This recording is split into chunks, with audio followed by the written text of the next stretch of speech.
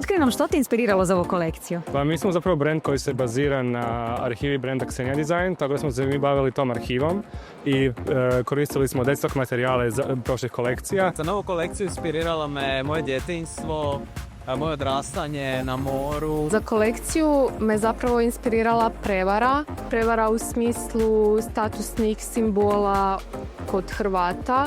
Koju poruku želite prenijeti ženama kroz ovu kolekciju? Pa da se osjećaju slobodne i svoje.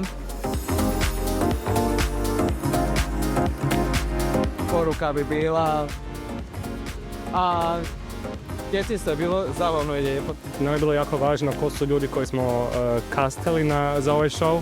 Tako da smo pokušali napraviti doista različitu priču, uvrstiti različitije osobnosti.